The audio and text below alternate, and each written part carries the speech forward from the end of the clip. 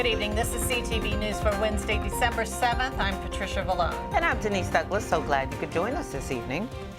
A civil rights organization accuses the National Park Service of violating the constitutional rights of protesters.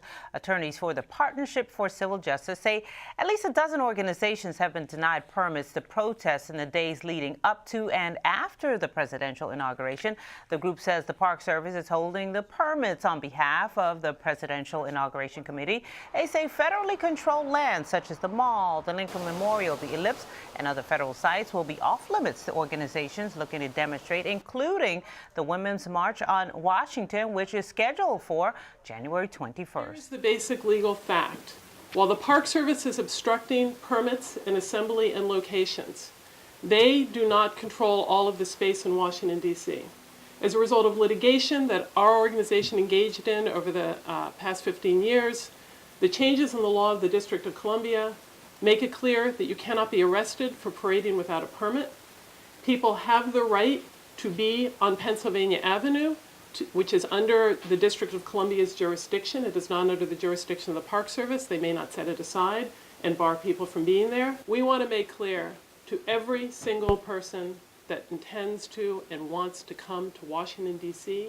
to demonstrate, to stand up for what they believe in, to join together in collective action, to speak as people of conscience, you have the right to do so. Everyone should continue with their plans and their organizing and come to Washington for demonstrating on January 21st on Saturday.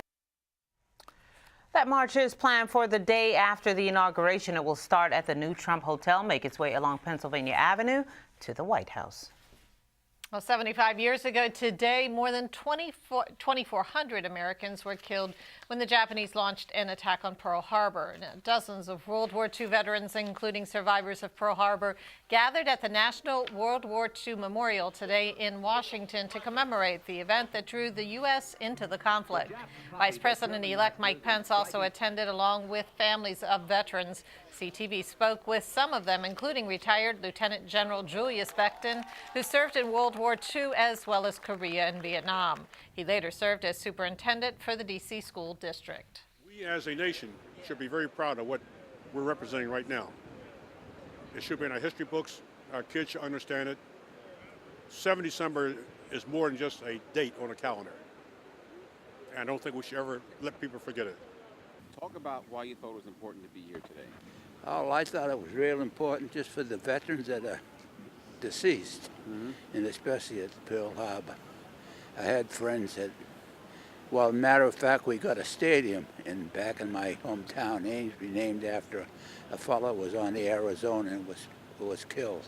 It's the Landry Stadium. And then I've had other fellows that I grew up with who were at Pearl Harbor, and that's the reason why I think it's real important to be here.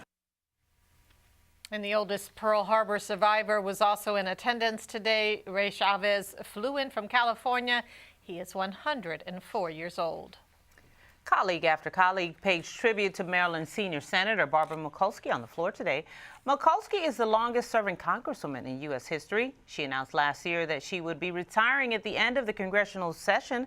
Mikulski was elected to the House of Representatives in 1976 and the Senate in 1986. Today, she was honored as a great mentor, friend, and trailblazer. Mikulski has fought for health care reform, pay equity, and space exploration.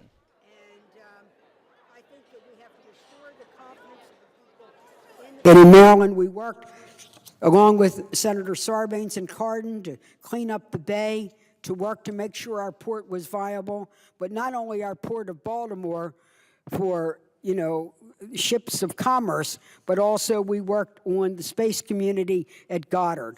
I am so proud of the fact that I worked very hard to save the Goddard, to save the Hubble Space Telescope. In that Hubble Space Telescope, it turned out to be the richest contact lens in world history.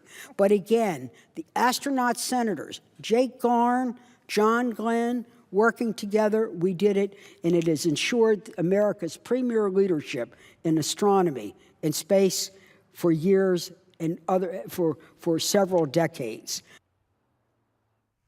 Fellow senators say her legacy will live on. Mikulski thanks her colleagues for their kind words.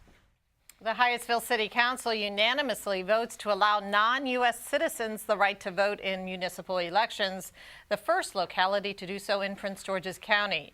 The legislation, which passed Monday night, calls for an amendment to the Hyattsville Charter and only affects the city itself.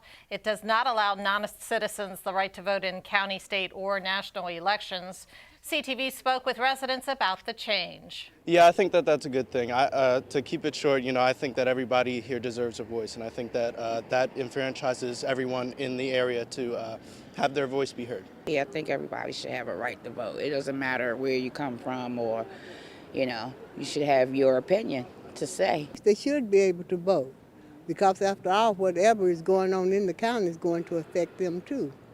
So they should be able to vote and have a say in the government about what's going to govern them. Claro que sí, es muy importante para nosotros. Sí. ¿Y por qué? Porque nos dan el derecho a opinar lo que uno piensa, lo que uno decide. And translating the last woman's statement, she says it's important for us to vote because it gives us the right to express our opinions and thoughts about decisions made. The amendment goes into effect on January 24th. Hyattsville's next municipal election is May 2nd, 2017. Meantime, Mount Rainier is considering a similar policy for city elections, which take place next year in December. And you are watching CTV News. I'm Patricia Vallone. And I'm Denise.